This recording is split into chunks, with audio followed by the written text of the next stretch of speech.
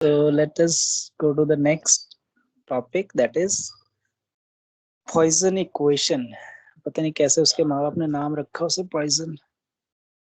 Poison नहीं है, सब पॉइजन है, तो दोनों में ज्यादा फर्क नहीं है। स्पेलिंग He has given, हाँ? डबल एस वाला स्पेलिंग अंतर। नहीं, उनके माँ बाप ने जब नाम रखा हो तो क्या सोचा हो। सर आपका स्क्रीन चला गया। शहरी याद है ताकि याद रहे। ये मुझे नहीं पता कि कौन से चाइल्ड हैं, हो सकता है 10वें 12वें चाइल्ड हो अपने माँ बाप के। हाँ, हो सकता है सर, गुस्से में रखा होगा।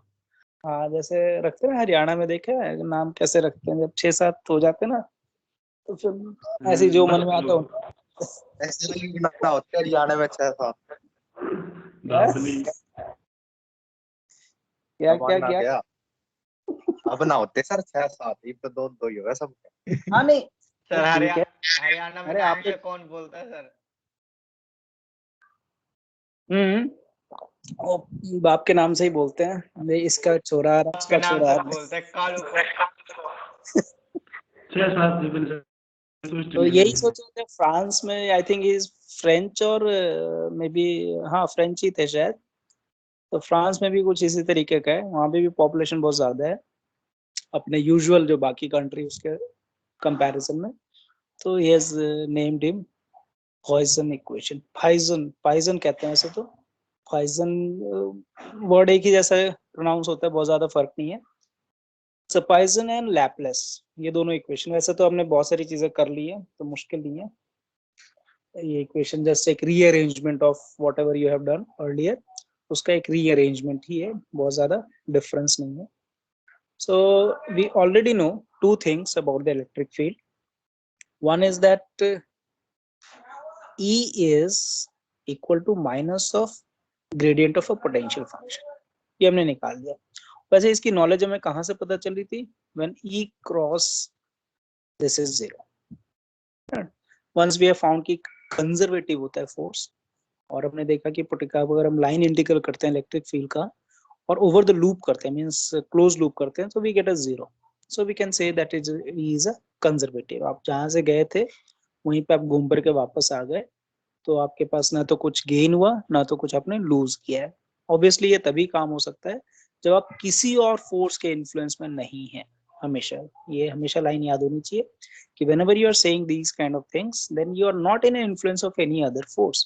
अगर आप किसी और फोर्स के इन्फ्लुएंस में आ जाते हो ड्यूरिंग दैट पाथ, या कुछ और ऐसा करते हो जिसमें ड्यूरिंग द पाथ आपका कुछ गड़बड़ होता है या कुछ चेंजेस होते हैं, then you are not following the proper norms की जो आपको फॉलो करना चाहिए for a close loop integral. So that will give me a 0. So we can write del cross E equal to 0. And we also know कि अगर del cross E 0 है तो हम एक फॉर्मूला है हमारे पास ग्रेडियंट का, एंड यूजिंग दैट फॉर्मूला जो कि बेसिक फॉर्मूला ऑफ इंटीग्रेशन है, you can, using that formula we can write E which is equal to minus of gradient of some potential function, and V is a scalar quantity and E is a vector quantity. यहाँ अगर vector लगाना है तो इस पे लगाओगे, ठीक है। डेल इज अ वेक्टर, तो डेल हमारे पास क्या है? Del is a vector quantity. Del क्या है? Iota del by del x है, plus j del by del y है, plus k del by del z है। तो ये हमारा वेक्टर क्वांटिटी। तो इसके ऊपर आप वेक्टर लगा सकते हो कि कल को ऐसा ना हो कि सर इधर तो वेक्टर लग गया, इधर वेक्टर लगाएं कहाँ, तो डेल के ऊपर आप वेक्टर लगा सकते हो, वी के ऊपर नहीं लगा सकते। So when you know these two equation and you already, एक और हमने इक्वेशन याद किया था which was when you have done the Gauss's theorem. Gauss's theorem में आपका क्या था? Surface integral means E dot ds that is equal to some total charge divided by epsilon naught, and we have done the differential form of Gauss's theorem. याद है? Del dot E equals to rho by epsilon naught. Rho by epsilon naught. Yes. So using these two things, and once you know this about this potential and electric field relation, we can find something about the potentials. तो कुछ ना कुछ हम देख सकते हैं कि क्या आ सकता है. ई हमें पता है कि क्या लिख सकते हैं, तो हम जरा रिप्लेस करते हैं। हम इक्वेशन पहले ये वाला यूज करते हैं, इसको तो खैर यूज करने का कोई ज्यादा रोल नहीं है, we don't get anything because it is 0। तो यहाँ पे इस वैल्यू को अगर डेल डॉट वी को डाल भी दोगे तब भी वो जस्टिफाई करेगा, yes I am 0, there is no uniqueness about that thing. But about this del dot E, which is rho upon epsilon naught, you replace E with this one, so del with minus sign, and this is dot with del of V equal to rho by epsilon naught. What is this one? Laplacian. मतलब ये del dot del का answer क्या आएगा? Del square.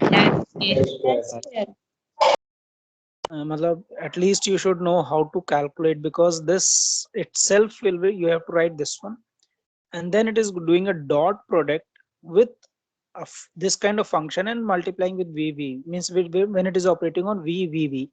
So when you do the dot product, तो iota वाले iota के साथ, j वाले j के साथ, k वाले k के साथ, तो हमारे पास क्या आ जाएगा, which is something like del by del x and v. So this can be written as del square del x square v. Similarly for y and similarly for z. So this we can write in this way, and minus sign को हम इधर लेके आते हैं.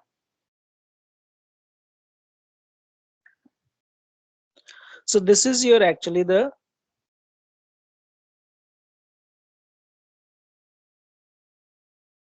equation. So Poisson equation आपका ये वाला है, ठीक है. ये हमने कुछ नया नहीं किया, जस्ट रीअरेंजमेंट, एंड हमें पता था कि दोनों कंडीशंस क्या हैं. डेल डॉट ई हमें पता था, और ई को हम लिख सकते हैं पोटेंशियल फंक्शन के ग्रेडियंट के फॉर्म में with minus sign. So we get this particular term. It means if you know the charge density in certain region you can. हाँ बोलो सर, ये पॉइजन वही वाला है क्या जो प्रोबेबिलिटी में आया था, पॉइजन डिस्ट्रीब्यूशन वही वाला? नहीं, पॉइजन ने बहुत काम किए में, ये वो नहीं है. तो ये उसका इक्वेशन है, ये पॉइजन डिस्ट्रीब्यूशन नहीं है.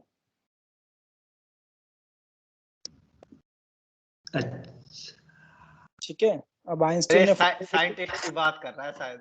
हाँ, वो साइंटिस्ट तो वही है, वो एक ही आदमी इतनी चीज कर देता है ना कि फिर वो कहाँ कहाँ. और मैथ्स वाले तो सबसे गंदे होते हैं, वो हर चीज में एक थ्योरम डाल देते हैं अपना, and you just go on doing this. तो जैसे आइंस्टीन ने, फोटो इलेक्ट्रिक इफेक्ट पढ़ते हो तो भी आइंस्टीन ने किया है. जीटीआर पढ़ोगे फिर बोलोगे वही वाला आइंस्टीन है जो फोटो इलेक्ट्रिक, हाँ वही वाला है. फिर स्पेशल पढ़ोगे तो अच्छा वही वाला ही है, हाँ वही वाला है.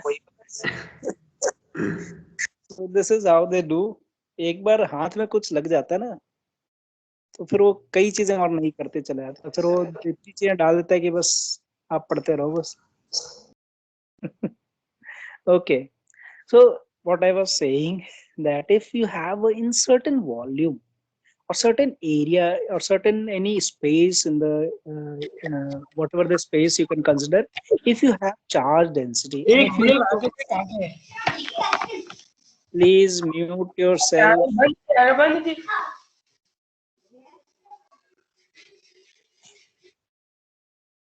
वेट करो, मुझे म्यूट करने दो इनको. हो गया, म्यूट हो गया sir. okay. So if you have a function which is your charge density, if you know very well about the charge density in certain region, then you can find the potential. And what you have to do, this is simple differential equation. आपको इसको solve करना है. यानी अगर मैं ज्यादा difficult ना जाऊं, लेट अस से वन डायमेंशन सिस्टम है हमारे पास. तो वन डायमेंशन सिस्टम में x भी हो सकता है, y या z कोई भी एक ले लो. Let us take x for example. Just we are taking, अभी हमने कोई रियल प्रॉब्लम सॉल्व नहीं किया है, we are just taking the example. Means del by, अब डेल लिखने की जरूरत नहीं, d by dx लिख सकते हैं. ये हमारे पास फॉर्मूला है. ये है क्या? ये तो सिंपल एक क्या है, डिफरेंशियल इक्वेशन है. This is a simple differential equation. You have to, and if you know this function, ये तो कांस्टेंट है उस रीजन का, जो भी. अगर फ्री स्पेस है तो एप्सिलॉन नॉट है, अगर कोई मीडियम है तो ये कोई और नंबर होगा. But if you know this function, if you know very well about this function, which is rho, which is actually charge density, then you can easily calculate the value of V.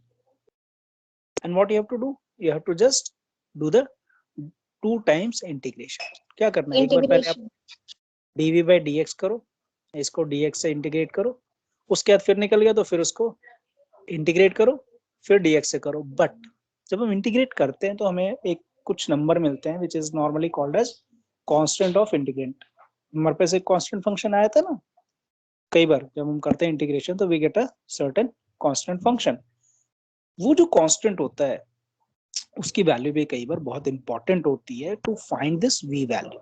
यानी ये function कैसा behave करेगा, वो जो constant आते हैं ना integration में, वो बहुत इंपॉर्टेंट होता है. बट वो हमें अभी नहीं पता है कि हम कैसे सॉल्व करेंगे.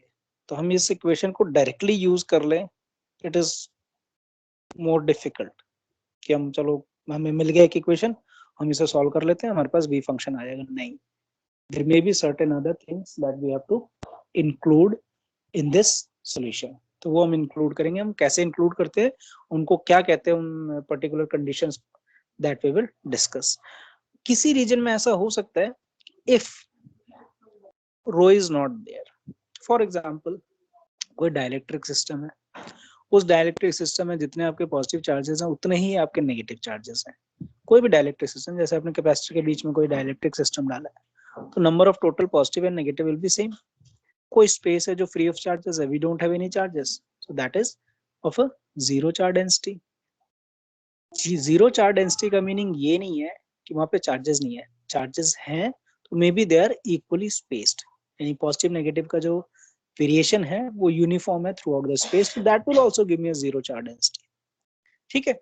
सो if you have a system in which if this is zero, then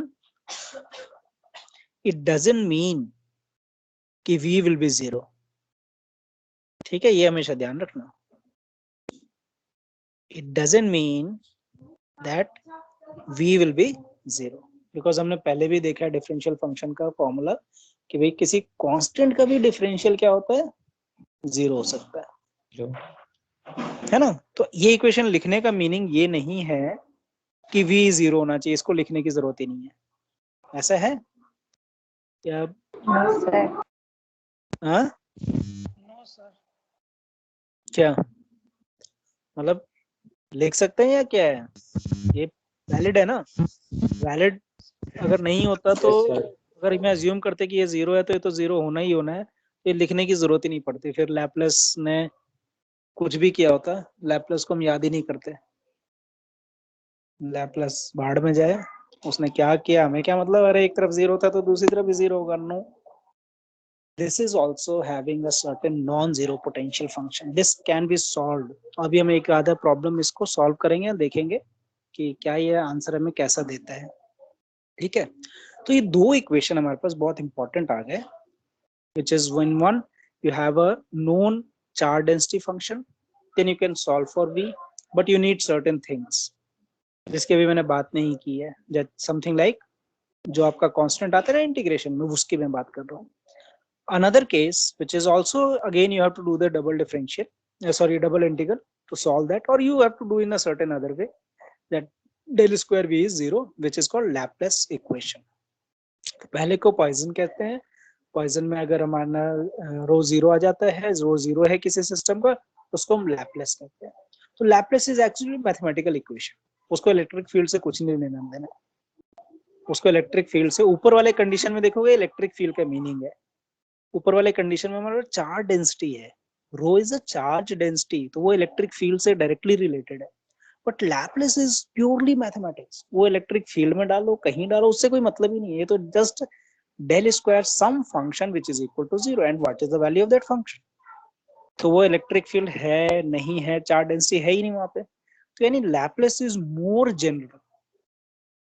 it is more general means जहां पे फिजिक्स का कोई एग्जैक्ट रोल नहीं है, purely it is mathematical system. तो लैपलेस जो मैथमेटिकल सिस्टम है, but at least we can use that system assuming कि वहां पे चार्ज डेंसिटी जीरो है. तो हम उसको थोड़ा सा अपने लिए भी यूज कर सकते हैं फिजिक्स वाले उस इक्वेशन को, and those are called Laplace. Otherwise you can say Poisson equation is the same thing where rho is 0 then it is called Laplace, और rho 0 है तब क्या आंसर है, आप बेशक से Laplace मत बोलो अपने मुंह से, ये कह सकते हो I am solving the Poisson equations but assuming that rho is 0. ठीक है, अगर आपको इतना दिक्कत है, लोगों ने Laplace डाल दिया बुक में तो पढ़ना पड़ेगा और हमें लेके चलना पड़ेगा, otherwise people could have written in this way कि हम लैपलेस को बिल्कुल इंट्रोड्यूस नहीं करेंगे फिजिक्स में, हम ये बस बोलेंगे कि पॉइसन इक्वेशन ही है बट वहां पे रो 0 है and we are solving that potential function. तो these two equation we will use in next few classes. हम इन्हीं इक्वेशन को यूज करेंगे and we will try to solve the potential function for different arrangement of system, arrangement of charges, और देखेंगे कि answer हमारे क्या आते हैं. अब हमारे पास इलेक्ट्रिक फील्ड का भी नॉलेज नहीं है, इलेक्ट्रिक फील्ड हम बाद में निकालेंगे. Once we find the potential then we can find electric field, and once we know the electric field then we can find the force also. तो कोई दिक्कत नहीं है. तो these are the very general and very means basic equation, बहुत ही basic equation है, और जिसमें हमें कुछ किसी चीज का नॉलेज नहीं भी है, हमें सिर्फ मैथमेटिक्स पता है, इंटीग्रेशन पता है, डिफरेंशियल पता है और कोऑर्डिनेट सिस्टम पता है, तो we can solve these things. Okay, अब आ जाते हैं थोड़ा सा जो हम C1 C2 की बात कर रहे थे कि वो क्या कंडीशंस हैं जब भी हम इन इक्वेशन को सॉल्व करते हैं. Whatever the value you get, वहां पे कोई ना कोई इनिशियल कंडीशन की डिमांड होती है. You don't get answer directly, आपके पास बहुत सारे, जैसे for example let us take this Laplace equation. अब लैपलेस इक्वेशन क्या है, वन डायमेंशन भी हो सकता है, दोनों केसेस में one dimension, two dimension, three dimension हो सकते हैं. अगर वन डायमेंशन भी है and if you do the integration, कुछ करते हो इंटीग्रेशन के, इंटीग्रेट करने पे आंसर क्या आता है, तो आपके आंसर में ना एटलीस्ट, क्योंकि डबल टाइम ये इंटीग्रेट होगा, तो एटलीस्ट, मैं जरूरी नहीं कह रहा हूँ but at least you will get two constant, क्योंकि दो बार इंटीग्रेशन कर रहे हो, तो at least you will get two times, you will get the constant value. वो फंक्शन के साथ, वेरिएबल के साथ मल्टीप्लाई हो सकता है, या विदाउट मल्टीप्लिकेशन एक अलग से बैठा हो कोई कांस्टेंट फंक्शन. तो those constant without knowing initial conditions you can not get those values. तो उस इनिशियल कंडीशन को हम क्या कहते हैं, किसी भी एक इनिशियल नोन कंडीशंस को क्या कहते हैं, कोई अलग नाम से हम जानते हैं? Boundary condition. Very good. यहाँ पे हम बाउंड्री कंडीशन कहते हैं because we always have a system and that system will have a boundary and how the behaviour is being there at those end points. Boundary पे वो system कैसे behave कर रहा है वो बहुत इंपॉर्टेंट है. फॉर एग्जाम्पल कंडक्टिंग सिस्टम है और आपने कोई अज्यूम कर लिया कि एक शेप है, मे बी स्फेरिकल शेप है और कंडक्टिंग है, तो सारे चार्जेस बाउंड्री पे बैठे हुए हैं, सेंटर में कोई चार्ज नहीं है. If it is a non conducting, तो बाउंड्री पे डिफरेंट वैल्यू है, सेंटर पे डिफरेंट वैल्यू है, उसकी बाउंड्री आपके ऊपर है कैसे आप इमेजिन करते हो कि किसी एक boundary means exactly not something like a end point, इसके बाद कुछ चेंजेस नहीं हो रहा है, तो that is something like a end point. Those boundary condition we should know. Boundary condition का known means we should know what is the potential at those particular point. यानी बाउंड्री पे क्या पोटेंशियल है वो हमारे पास थोड़ा सा नोन होना चाहिए to get answer from these equations. तो जब भी हम सॉल्व करेंगे ना, तो हमारे पास अनअवॉइडेबल कांस्टेंट आएंगे ही आएंगे. एक दो तो एटलीस्ट आएंगे, एक तो नहीं, दो तो हमेशा ही आते हैं because you have a double integral. जब भी दो कंडीशन आएंगे तो दो हमारे पास सॉल्व करने के लिए किसी भी इक्वेशन में, means when you finding the potential function, आपका पोटेंशियल फंक्शन मिल गया बट उसमें दो कांस्टेंट डले हुए हैं, वो कांस्टेंट कहां से निकलेंगे? Using known value of v at the end points which is normally called as boundary conditions. ठीक है, एक तो हमारे पास जो बाउंड्री कंडीशन है, मेरे ख्याल से हम डायरेक्टली उस पे जा सकते हैं. ना सीधे चले जाते हैं हम लोग, लेकिन सी कि हम कहाँ पे, we can start using these equation or we can discuss a little bit about the boundary conditions for any particular system. एक second hold करना.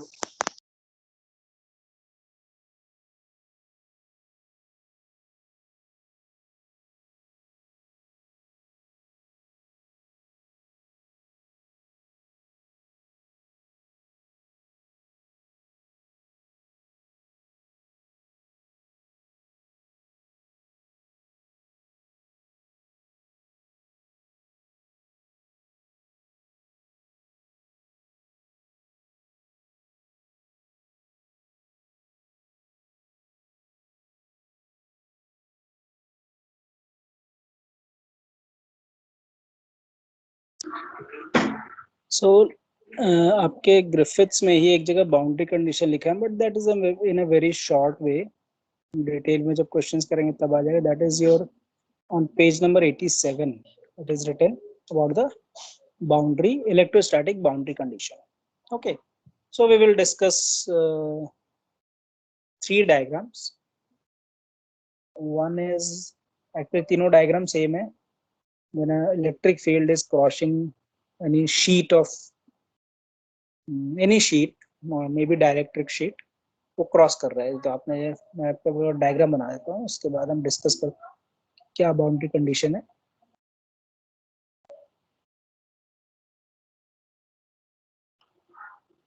ऑटोबर्थ वैसे है, मतलब एक जनरल आइडिया है. That is not giving you the idea of some constant which you are getting from the solution of Laplace और Poisson equation. एक general just boundary condition है that you have a sheet. ये sheet थोड़ा मेरा इस cross section में बन गया मेरे बोर्ड पे, but it should be planar kind of thing, and it has certain charge density. Let us say sigma इसके ऊपर चार्ज डेंसिटी है. And then we consider small pill box. आप इमेजिन करते हो वही पील बॉक्स, और बॉटम से आपने एक इलेक्ट्रिक फील्ड दिया, and that electric field is crossing this sheet. This sheet is very thin, means इस शीट का साइज नहीं है, अगर प्रैक्टिकल साइज भी लो तो that is hardly few layers of atom. so that can be of tens of angstrom or on sorry nano के आसपास. tens of angstrom, yes, that is around nano. That sheet is very thin sheet, and any electric field which is crossing, obviously आप ये sheet रख सकते हो कहीं पे भी रखो, और नीचे से एक electric field आ रहा है, and the field is coming and it is going from the within the sheet, वो sheet को cross कर रहा है. So what you can do, this is the peel box which you have selected, and this is your height of the peel box, जो आपने उसकी length ली है, जो आपकी peel box की length.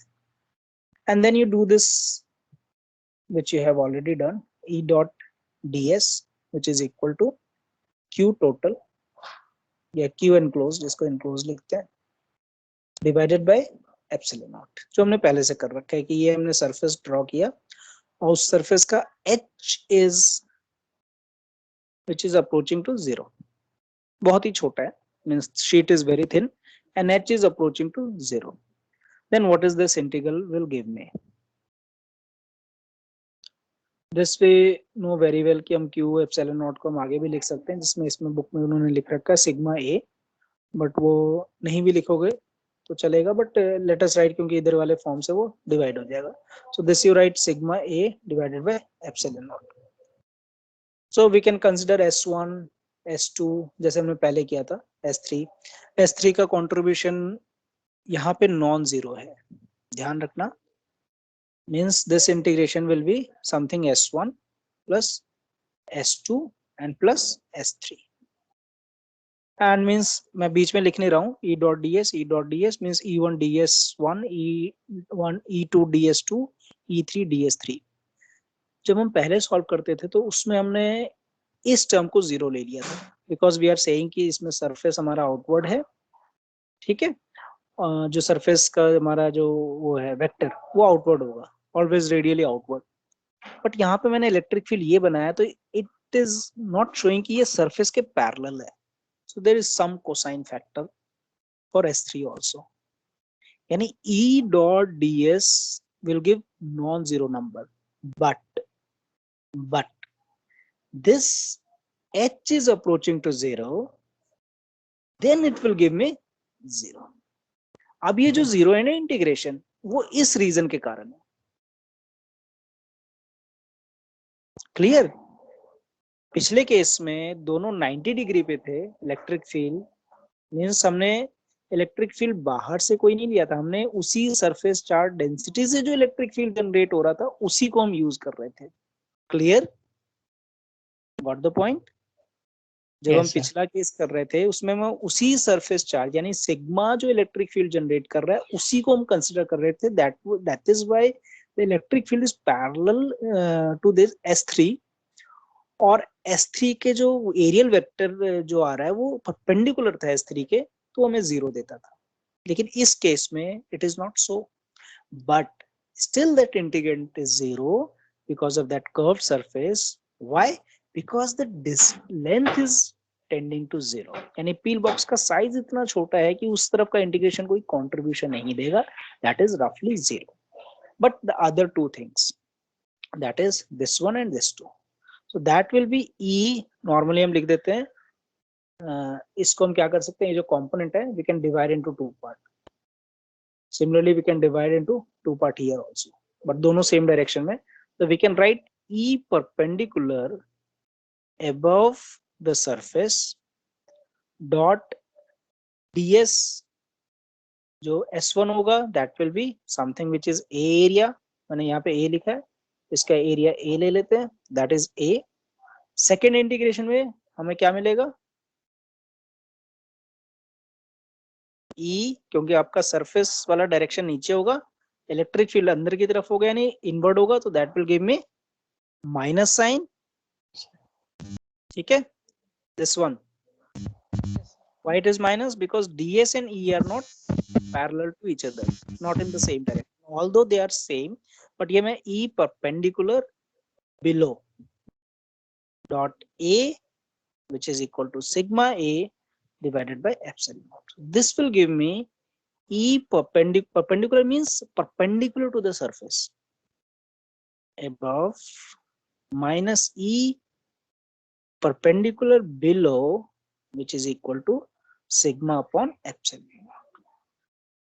So there is a discontinuity in the electric field vector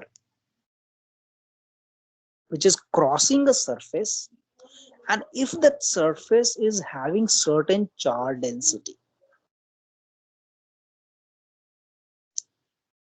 if electric field is crossing a surface and if there is any surface charge density, then there will be a discontinuity in the perpendicular component of the electric field below and above the surface. How much that is sigma by epsilon naught? कितना variation होगा दोनों के बीच में, कितना discontinuity होगा, that is sigma by epsilon naught. That is a numerical part, but yes, there will be a discontinuity. The number will not be same above and below the sheet, and sheet is very thin, unimaginably very thin, nanometer, angstrom भी ले लो, एक atom का layer होना चाहिए. Let us assume that kind of sheet. Still there will be a electric field variation if there is a surface charge density. और अगर surface charge density 0 होता है, यानी कोई डाइलेक्ट्रिक सिस्टम है जिसमें नंबर ऑफ पॉजिटिव और number of negative charges same है, तो क्या होगा? Same. Then both the component will be same. वहां पे सिग्मा 0 हो जाएगा, then that will be a continuous. तो ये जो बाउंड्री कंडीशंस है ना, they are very important. They are very important, and ultimately these conditions, अभी हम parallel वाला भी करेंगे, ultimately these conditions justify what is refraction, what is reflection, what is interference, what is diffraction. ये सारी चीजें जो ऑप्टिक्स की है ना, वो इन्हीं बाउंड्री कंडीशन से फिर हम निकाल सकते हैं. क्यों लाइट रिफ्लेक्ट करता है, क्यों लाइट रिफ्रैक्ट होता है, क्यों लाइट कभी टोटल इंटरनल कर जाता है, क्यों कभी वो डिफ्रैक्ट होता है. हाँ बोलो बोलो बोलो.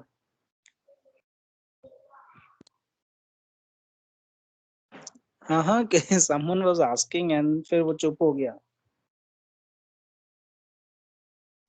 हंसी आ रही होगी। हाँ? क्या हो गया?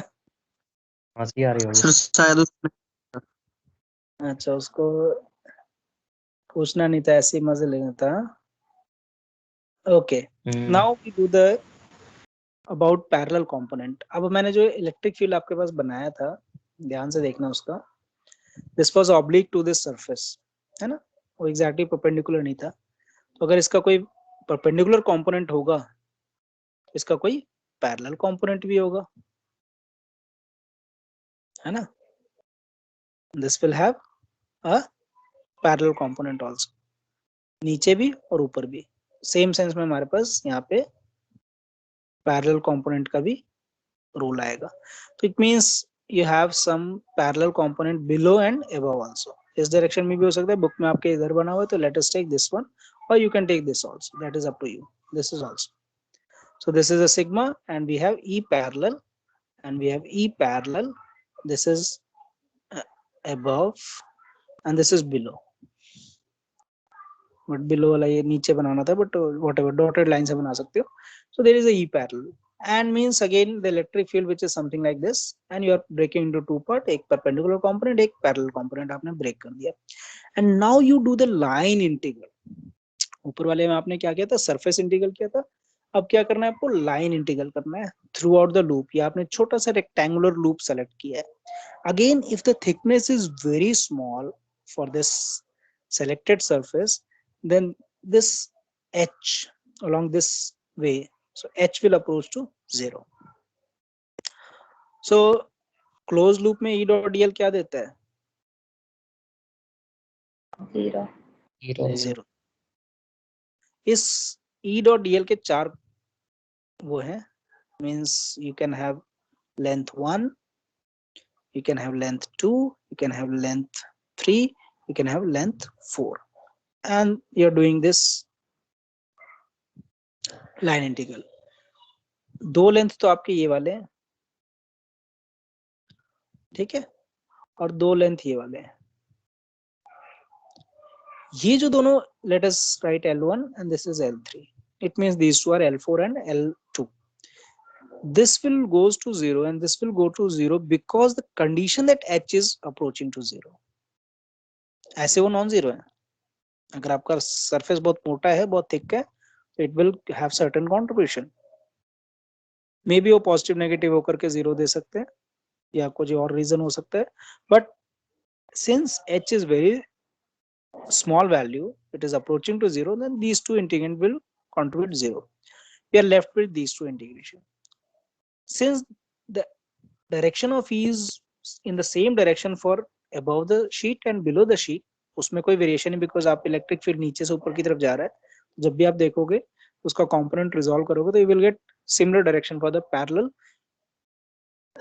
Electric field above and below the surface।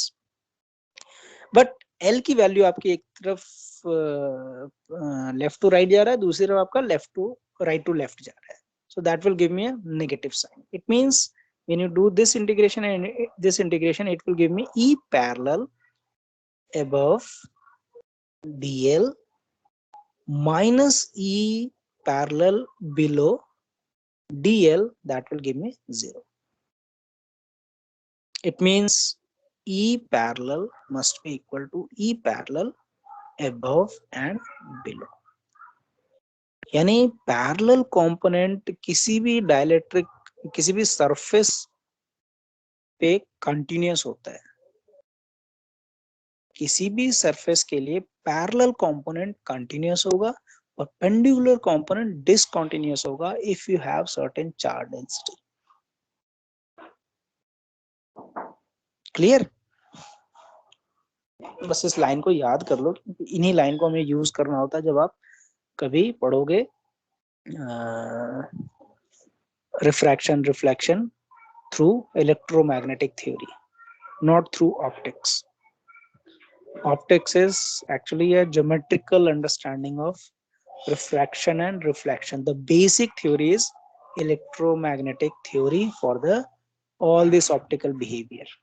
आगे जाके ऑप्टिक्स को आप ज्योमेट्री से भूल जाओगे, सब कुछ आप इलेक्ट्रिक फील्ड और मैग्नेटिक फील्ड से पढ़ोगे ये कंपोनेंट मेरा कंटिन्यूअस होना चाहिए, ये कंपोनेंट मेरा इसमें डिसकंटिन्यूअस होना चाहिए। अगर कोई सरफेस चार्ज है नहीं है तो कंटिन्यूअस होगा। ये है, ये बाउंड्री कंडीशन याद रखोगे तो आप वो चैप्टर भी बड़े इजीली सॉल्व कर पाओगे।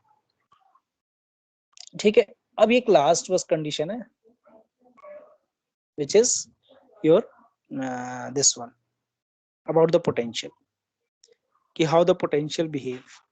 potential हम चाहें तो हम ऊपर वाले फॉर्मूले से यूज कर सकते हैं, but let me write somewhere here, if I have a space, let me write here। so if you have a sheet and आप शीट के थोड़े से ऊपर गए और थोड़े से आप नीचे गए और दोनों पॉइंट पे आपने पोटेंशियल मेजर किया, लेट अस से VA एंड VB। तो थोड़ा ऊपर और थोड़ा नीचे जाके आप पोटेंशियल मेजर कर रहे हो because there is a electric field. So same sense में आप जैसे लिखते हो पोटेंशियल के लिए, तो potential difference will be minus of VA minus VB will be A minus B with minus sign E dot dl। and if dl is approaching to 0, means height is very small, then this integration will be 0. It means the potential is continuous।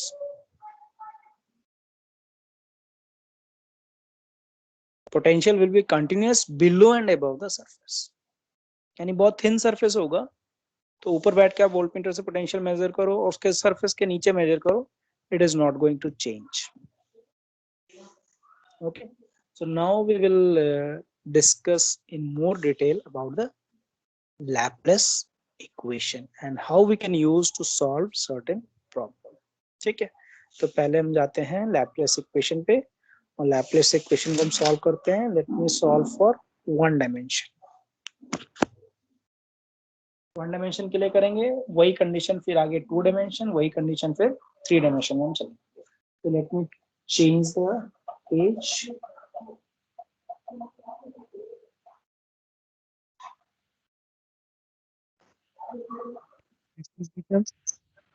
हाँ बोलो sir. जो आपने VA equal to VB लिखा है, ये parallel के लिए है परपेंडिकुलर के लिए? पोटेंशियल तो स्केलर होता है, उसका पैरेलल और परपेंडिकुलर कंपोनेंट क्या होता है? फिर सर आपने इससे रिलेट क्यों किया है इसको? हाँ, मैंने तो सिर्फ पोटेंशियल मेजर किया ना। If you have a sheet और कोई इलेक्ट्रिक फील्ड है तो वो इलेक्ट्रिक फील्ड किसी पोटेंशियल फंक्शन से जनरेट हो रहा है, बट वो पोटेंशियल फंक्शन का कोई पैरेलल और परपेंडिकुलर कंपोनेंट नहीं होगा, वो तो एक उस पॉइंट पे डिफाइंड फंक्शन है ना। Yes sir. तो potential will be just depending upon the point. VA इसलिए लिखा ना, VA एंड VB। और above the sheet and below the sheet कैसा बिहेव करेगा पोटेंशियल? क्या चेंज होगा पोटेंशियल अगर कोई सरफेस चार्ज डेंसिटी है? तो नहीं चेंज होगा। Just above the surface and below the surface it will behave as a same value.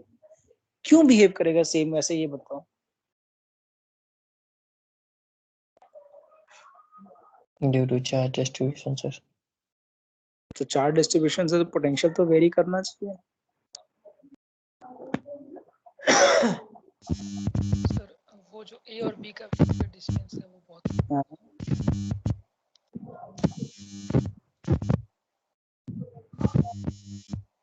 Will the charge which is introduced is not going to change the potential at means below and above the surface? वो उसका कोई effect नहीं करेगा?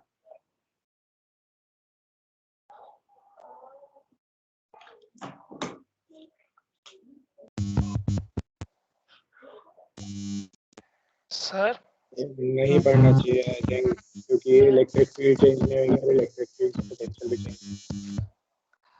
इसको explain के लिए एक concept use कर सकते हैं कि अगर इस सीट के बहुत पास आ जाए तो इनफाइनाइट सीट की तरह बिहेव करेगा, तो सिग्मा अपॉन 2 एप्सिलॉन नॉट होगा, तो उसका फिर 0 हो जाएगा, उसकी वजह से वहाँ पे पोटेंशियल।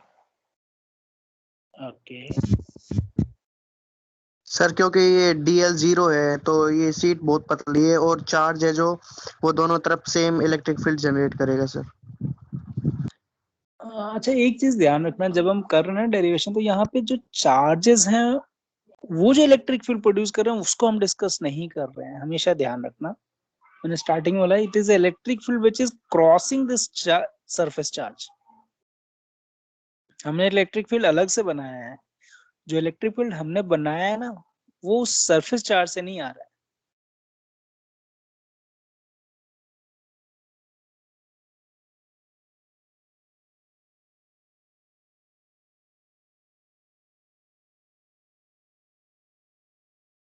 अब सारा आंसर गलत हो गया।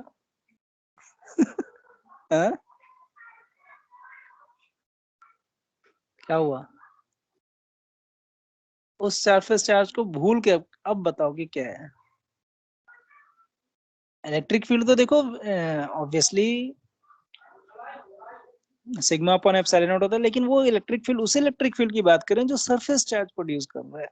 हम तो एक इलेक्ट्रिक फील्ड ले रहे हैं जो इस सरफेस चार्ज को क्रॉस कर रहा है, और उस इलेक्ट्रिक फील्ड की कंटिन्यूटी चेक कर रहे हैं कि क्या उसकी कंटिन्यूटी में कोई वेरिएशन आएगा। जब इधर की फील्ड और इधर की फील्ड सेम है, वो एक ही फील्ड है,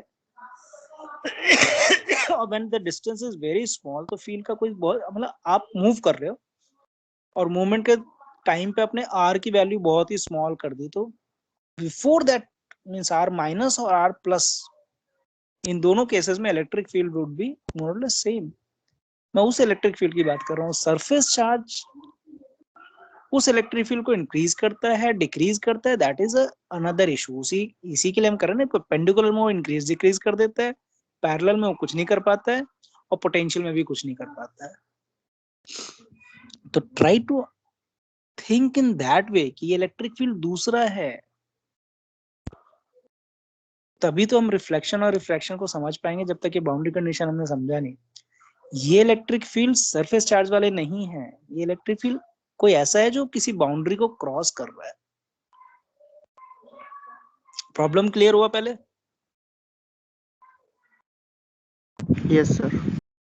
हाँ, तो ये इलेक्ट्रिक फील्ड कोई ऐसी फील्ड है जैसे फॉर एग्जांपल आपने विंडो है, आपका ग्लास है, उस ग्लास पे मे भी कोई सरफेस चार्ज हो या ना हो, आप कार में बैठे हो और आपकी सनलाइट आ रही है और फिर कार के अंदर एंटर कर जाती है।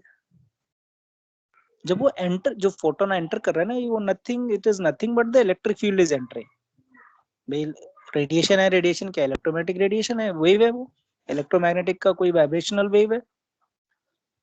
तो क्या हो रहा है, glass is a interface, that interface is a something may have a surface charge or may not have a surface charge, and a field line which is crossing that particular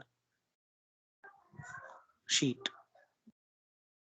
तो अब उस शीट जब वो cross कर रहा है, तो क्या जब सनलाइट एंटर हो रहा है तो क्या उसके इलेक्ट्रिक फील्ड में कोई वेरिएशन आया? यानी उसके परपेंडिकुलर कंपोनेंट, यानी जो रेड लाइट एंटर हो रहा है, तो रेड लाइट की अपनी इलेक्ट्रिक फील्ड है, ब्लू की अपनी है, वायलेट की अपनी है, सबकी अपनी अपनी है, they have certain different strength.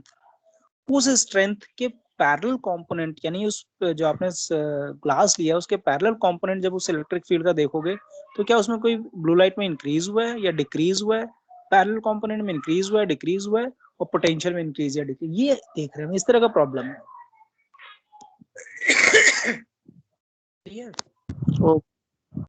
है ना, हम सरफेस चार्ज की इलेक्ट्रिक फील्ड की बात नहीं कर रहे हैं, बस तो उसकी बात करेंगे तो फिर तो हमने पहले कर लिया वो, तो फिर वो सेल में इलेक्ट्रिक फील्ड निकाल लिया है। But now we are saying कि कोई फील्ड लाइन है वो क्रॉस कर रहा है, और क्रॉस करने के टाइम पे जिस सरफेस को उसने क्रॉस किया उसमें अगर कोई सिग्मा है तो यस, परपेंडिकुलर कंपोनेंट में वेरिएशन आ जाएगा, पैरेलल कंपोनेंट में वेरिएशन नहीं आएगा, यानी नेट वैल्यू में वेरिएशन आएगा। मतलब पैरेलल परपेंडिकुलर को ऐड कर दोगे तो we will get the net electric field, तो there will be a certain variation. Potential में वेरिएशन नहीं आएगा when you are very close to the surface.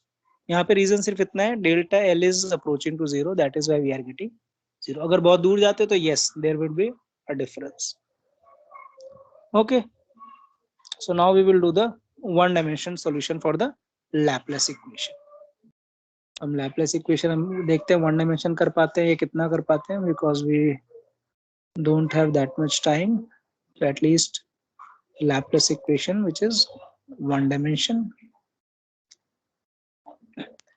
and जब 1D पे हम लिखेंगे तो 1D में हम क्या लिखेंगे इसको, that is simply You can use x, or you can use y, you can use z also. Let us use d by dx square equal to 0. This is your 1D.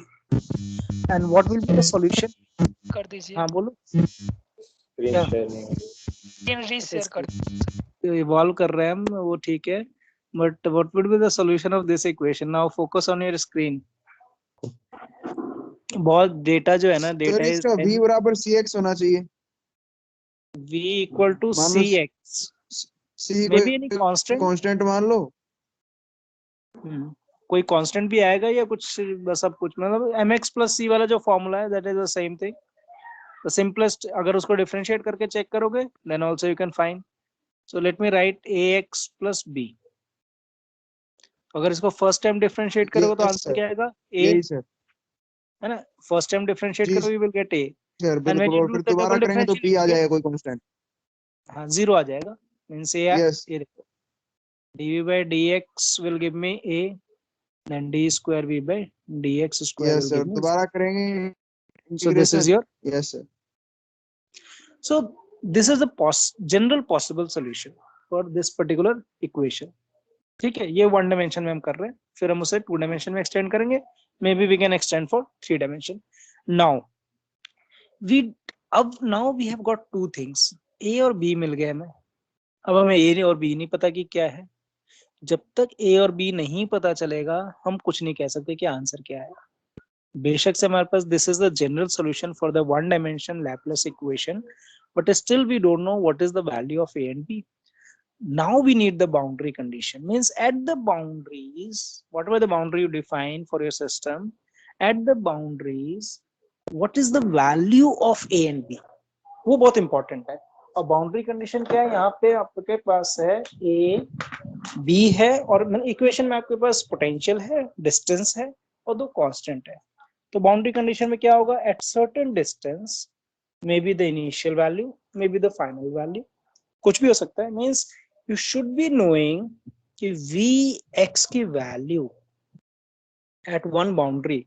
Let us assume कि हम कुछ भी ले सकते हैं, x की value कुछ भी ले लो, that will be the boundary. यहाँ कोई जरूरी नहीं कि x 0 लो और x को 2 ले लो, या anything you can take, that is up to you.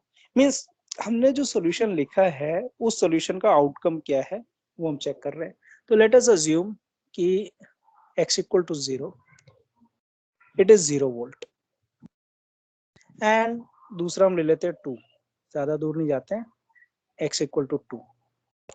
we say this is 2, ये भी हम 2 ले लेते हैं.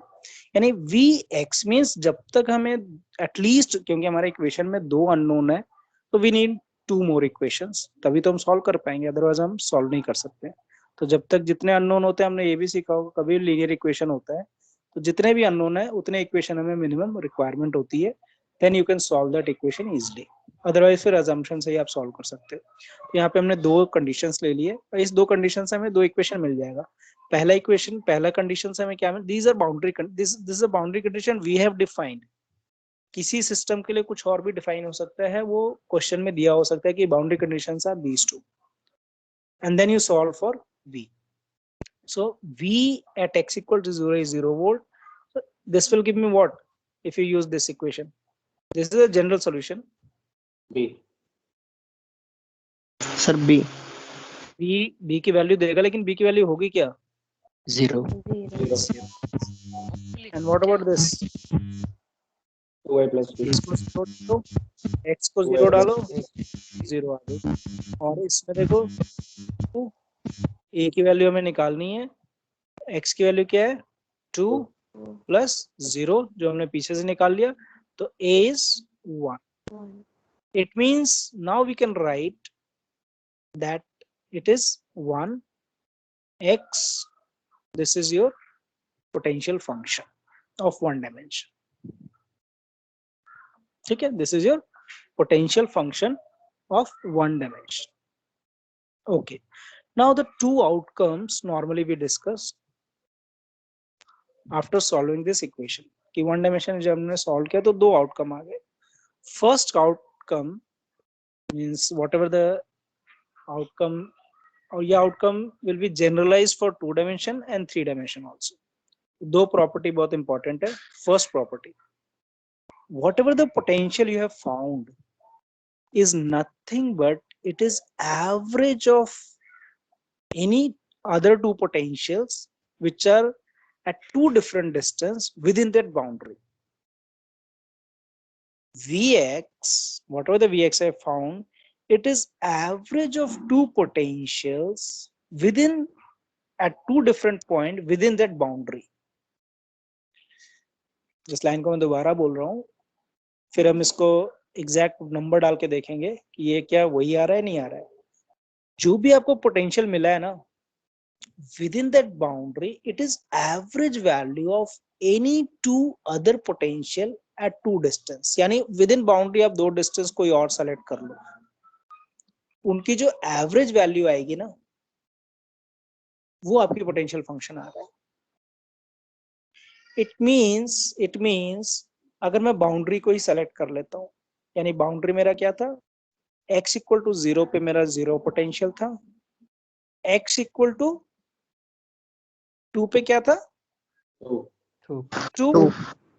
इनका एवरेज क्या हो सकता है, सेंटर पे मान लेते हैं कि सेंटर में मैं पोटेंशियल निकालूं तो एवरेज क्या होगा, 0 + 2 डिवाइड बाय 1. दो का ही एवरेज लिया ना आपने, तो दोनों को ऐड करो, डिवाइड बाय 2 करो तो 1. यानी x इक्वल टू 1 पे क्या देगा, 1 वोल्ट. इट मींस जो बाउंड्री पे वैल्यूज थी उससे हमेशा कम मिलेगा with in that boundary. This is outcome. Average कह देते हैं, बट एवरेज को थोड़ा सा अलग से समझना. एवरेज हमारा एग्जैक्ट नंबर हम निकालेंगे अभी कैसे निकाल रहे हैं, बट the statement says कि whatever the potential you find within that boundary, it will always be less than the value at the boundary.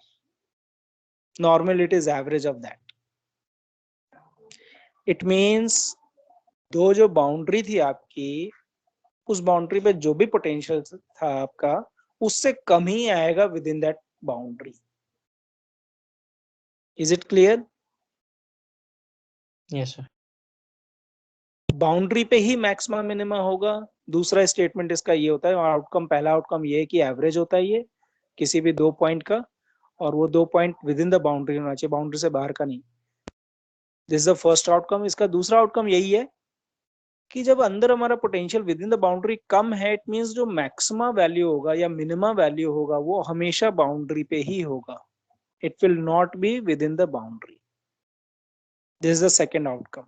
ये बहुत इंपॉर्टेंट आउटकम है, जो फर्स्ट 1 डायमेंशन के लिए भी वैलिड है, 2 डायमेंशन के लिए भी वैलिड है, and it will extended to the 3 dimension also. The first property is averaging. तो लेट अस अज्यूम हमने Vx डिफाइन कर दिया, Vx फंक्शन हमारा रिड्यूस हो गया. लेट अस अज्यूम कि Vx प्लस r, और एक पॉइंट लेते हैं Vx माइनस r, ये दो पॉइंट लेते हैं. ठीक है, इन दोनों पॉइंट पे जो भी पोटेंशियल का वैल्यू, क्योंकि फंक्शन हमें ऊपर डिफाइन हो गया है, हम यहाँ पे Vx प्लस r और Vx r, ये r की वैल्यू जो है that is with in the boundary, यानी 0 और x इक्वल टू 2, ये हमारा बाउंड्री था, और x इक्वल टू 0 हमारा बाउंड्री था. तो कोई भी r ऐसा चूज करो जो इन दोनों के बीच में, तो जो पोटेंशियल फंक्शन आएगा ना, that will be the average value of these two selected point. तो लेट अस अज्यूम इसका एवरेज निकाल लेते हैं. ये कितना होगा, इसको कैसे क्या लिखेंगे using this formula, x plus r. x plus r. इसको क्या लिखेंगे, x minus r. x minus r. And what is the average? x. X. Divided by 2. What is this one? x. x. यानी x से पहले आप गए और x के थोड़ा सा बाद, यानी r डिस्टेंस आगे गए, r डिस्टेंस पीछे गए, दोनों को पोटेंशियल मेजर किया, और जब इन बिटवीन आप मेजर कर रहे हो x पे, यानी Vx की वैल्यू क्या है, वो जो वैल्यू आपकी आई है वो क्या आई है, that is equal to Vx. यानी x से आप थोड़ा सा डिस्टेंस r प्लस पे गए, x से पीछे माइनस r पे गए, तो यहाँ जो पोटेंशियल फंक्शन आया वो nothing, it is average of these two value. और ये और दूर कर लो तो बाउंड्री पे चले जाओगे, नीचे भी चले जाओगे तो बाउंड्री पे, तो दोनों बाउंड्री पे जो भी हाईएस्ट वैल्यू और लोएस्ट वैल्यू होंगी, उन दोनों का एवरेज वैल्यू मिलेगा आपको उसके बीच में. This is the first outcome. for the Laplace general solution for one dimension. The same thing is valid for 2 dimension and the same thing is valid for 3 dimension also. तो second outcome क्या होगा? Second outcome इसका extended version है, that is maxima and minima you cannot find within that region. यानी potential function का maxima minima उस reason के अंदर नहीं मिलेगा आपको, बाउंड्री पे मिल जाएगा लेकिन उसके बीच में नहीं मिलेगा, क्योंकि आपने पहले ही बता दिया ना कि जो बीच में वैल्यू है वो तो एवरेज वैल्यू है, तो मैक्स वो तो बड़ा हो नहीं सकता। अपने भी एवरेज वैल्यू का मीनिंग क्या है? दोनों से इससे ज्यादा होगा उससे कम होगा। It can not be maxima, it can not be minima. Simple है ना। 1 और 2 का एवरेज हमारा 1 है, तो 1 is not the minimum value between 0 and 2 and 1 is not the maximum value between 0 and 2. Are you agree? Yes sir. Clear?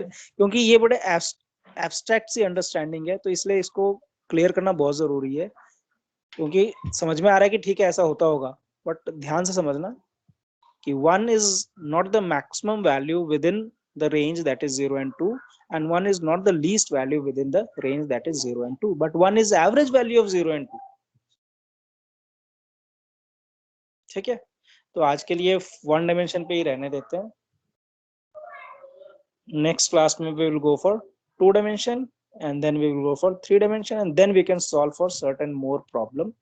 फिर हमारा unit थोड़ा सा खत्म हो जाएगा, that is left with dipole system. Dipole system ज्यादा टाइम नहीं लेगा, आधा घंटा लेगा। बोलो सर ये बोल सकते हैं कि मैक्सिमा और मिनिमा सिर्फ बाउंड्री कंडीशन, बाउंड्री पॉइंट पे ही आता है? सर बिल्कुल ये चीज बोल सकते हो, लेकिन ये जरूरी नहीं है। This is not the necessary thing. Sir attendance ले लिया? तो सर आप बोल रहे हैं बीच में आ ही नहीं सकता है, तो बाउंड्री पर ही ना आएगा? हाँ, देखो बीच में आपका नहीं आएगा, बाउंड्री पे ही रहेगा। अटेंडेंस हो गई सर। अटेंडेंस ले लो सर, 10 मिनट का ही ब्रेक है, एक और क्लास है। सुनो, अटेंडेंस आ जाती है, आप लीव कर सकते हो। Attendance I get after ending the class. Okay sir, पहले नहीं आता था, आप कोई दिक्कत नहीं होती है। Once I end the class we can get the attendance, कोई दिक्कत नहीं है। लीव कर देना सर फिर। हाँ, लीव कर सकते हो। Okay sir, can leave. मैं एक बार रिकॉर्डिंग स्टॉप कर दूं। चलो आप